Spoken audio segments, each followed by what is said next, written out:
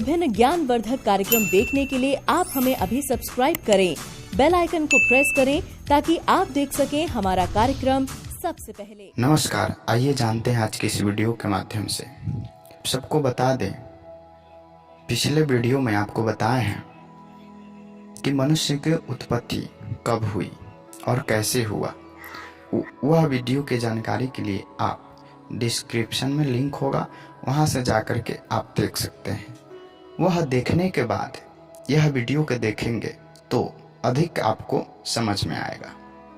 तो आइए इस वीडियो को जानते हैं। इस वीडियो में बताने वाले हैं हिंदू धर्म का स्थापना कब हुआ और हिंदू धर्म के स्थापना कौन किए। तो आइए जानते हैं। वीडियो को अंत तक जरूर देखिएगा, तभी आप समझ पाएंगे इस वीडियो के माध्यम से कि हिंदू धर्म का संस्थापक कौन थे और स्थापना कब हुआ। कहा गया है, यदा यदा हि धर्मस्य ग्लानिर्भवति भारत अभ्युत्थानम धर्मस्य तदात्मानं सृज्याहम् परित्राणाय साधूनां विनाशाय च दुष्कृतां धर्म संस्थापनार्थाय संभवामि युगे युगे। अर्थात संपूर्ण विश्व में पहले वैदिक धर्म ही था, फिर इस धर्म की दुर्गति होने लगी। लोगों और तथाकथित संतों में मत भिन्नता को जन्म दिया और इस तरह के एक ही धर्म के लोग कई जातियों में उपजातियों में बट गए। ये जातिवादी लोग ऐसे थे जो वेद वेदांतर और परमात्मा में कोई आस्था विश्वास नहीं रखते थे। इसमें से एक वर्ग स्वयं को वैदिक धर्म का अनुयायी और आर्य कहता है, तो दूसरा जादू टोने में विश्वास रखने वाले और प्रकृति तत्वों की पूजा करने वाला था। दोनों ही वर्ग भ्रम और भटकाव में ही जी रहे थे, क्योंकि असल में उनका वैदिक धर्म से कोई वास्ता नहीं था। कहते हैं कि श्री कृष्ण काल में ऐसे 72 से अधिक अवैदिक समुदाय दुनिया में मौजूद थे।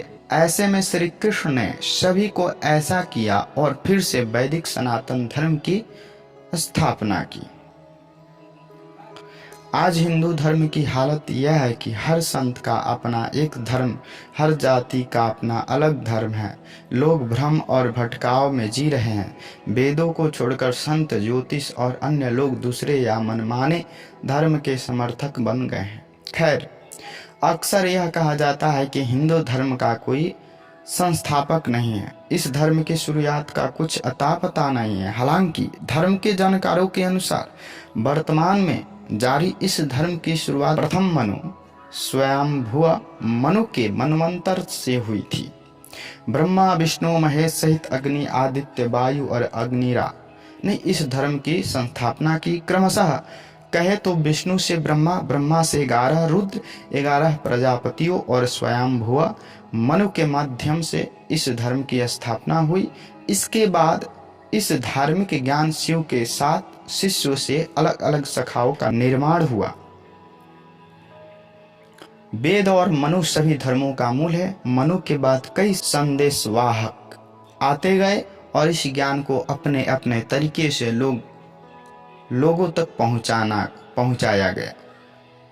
लगभग 90,000 से भी अधिक वर्षों की परंपरा यह ज्ञान श्री कृष्ण और गौतम बुद्ध तक पहुंचा। यदि कोई पूछे कौन है हिंदू धर्म का संस्थापक, तो अवश्य कहना चाहिए ब्रह्मा है प्रथम और श्री कृष्ण है अंतिम।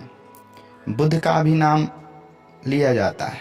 जो पूछते हैं उन्हें कहो कि अग्नि, वायु आदि और अग्निरा ने हिंदू धर्म की संस्थापना की। यह किसी पदार्थ नहीं है, ऋषियों के नाम है। अग्नि वायुरभ्युस्तु त्रयं ब्रह्मा सनातनम दुदोहो यज्ञ सिद्ध्यर्थ मृगयुः समलक्षणम। मनुष्य स्मृति में कहा गया है, जिस परमात्मा ने आदि सृष्टि में मनुष्य को उत्पन्न कर अग्नि आदि चारों ऋषियों के द्वारा चारों वेद ब्रह्मा को प्राप्त कराया, उस ब्रह्मा ने अग्नि, वायु आदि, आदित्य और अंगिरा से ऋग, यजुः, साम और अथर्ववेद का ग्रहण किया। मनुष्य स्मृति आदि सृष्टि में मानवांतर प्रलय के पश्चात ब्रह्मा के पुत्र स्वयंभुव मनु ने धर्म का उपदेश दिया। मनु ने ब्रह्मा से शिक्षा पाकर भृगु, मरीचि आदि ऋषियों को वेद की शिक्षा दी। इस वाचिक परंपरा के वर्णन का पर्याप्त भाग मनुष्य स्मृति यथार्थ रूप में मिलता है। शतपथ ब्राह्मण के अनुसार शतपथ ब्राह्मण के अनुसार अग्नि, वायु एवं सूर्य ने तपस्या की और ऋग्वेद, यजुर्वेद एवं सामवेद को प्राप्त किया। प्राचीन काल में ऋग्वेद ही था, फिर ऋग्वेद के बाद यजुर्वेद व सामवेद की शुरुआत हुई। बहुत काल तक यह 3 वेद ही थे। इन्हें वेद त्रयी कहा जाने लगा। मान्यता के अनुसार इन तीनों के ज्ञान का संकलन भगवान राम के जन्म के पूर्व पूर्वा ऋषि के समय में हुआ था। अथर्ववेद के संबंध में मनुष्य स्मृति के अनुसार इसका ज्ञान सबसे पहले महर्षि अंगिरा को हुआ। बाद में अंगिरा द्वारा सुने गए अथर्ववेद का संकलन ऋषि अथर्वा द्वारा किया गया। इस तरह हिंदू धर्म 2 भागों में बट गया।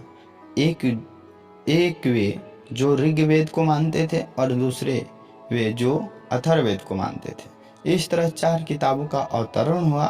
कृष्ण के समय महर्षि पराशर के पुत्र कृष्ण द्वैपायन वेदव्यास ने वेद को 4 भागों में संपादित किया। इन चारों भागों की शिक्षा 4 शिष्यों को पैल, वैशंपायन, जैमिनी और सुमंतु को दी।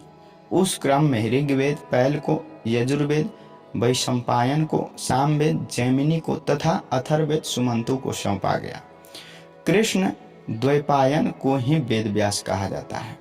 गीता में श्री कृष्ण के माध्यम से परमेश्वर कहते हैं कि मैंने इस अविनाशी ज्ञान को आदित्य कहा है।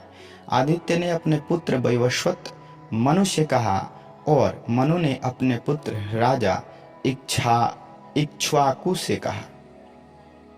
इस प्रकार परंपरा से प्राप्त इस योग ज्ञान को राज ऋषियों ने जाना। परमेश्वर से प्राप्त यह ज्ञान ब्रह्मा ने 11, प्रजापति 11, रुद्र अपने ही स्वरूप स्वयं भू मनु और सत्य रूपा को दिया। स्वयंभू मनु ने इस ज्ञान को अपने पुत्र को दिया। फिर क्रमशः सुरुचित, औतमी, तामस मनु, रैवत, चाक्षुष और फिर वैवस्वत मनु को यह ज्ञान परंपरा से मिला। अंत में यह ज्ञान गीता के रूप में भगवान श्री कृष्ण को मिला। अभी वराह कल्प में 7वें मनु वैवस्वत मनु का मनवंतर चल रहा है। ऋग्वेद ही ऋचाओं में लगभग 1414 ऋषियों के नाम मिले हैं, जिनमें से लगभग 30 नाम महिला ऋषियों के हैं। इस तरह वेद सुनने और वेद संभालने वाले ऋषि मनु ही हिंदू धर्म की संस्थापना की है। तो आप अभी तक अंत तक वीडियो देखे हैं तो आप अवश्य जान गए होंगे, समझ गए होंगे। तो आज के लिए इतना ही, मिलते हैं फिर अगले वीडियो में। तब तक के लिए जय हिंद, वंदे मातरम, जय मां विंध्य।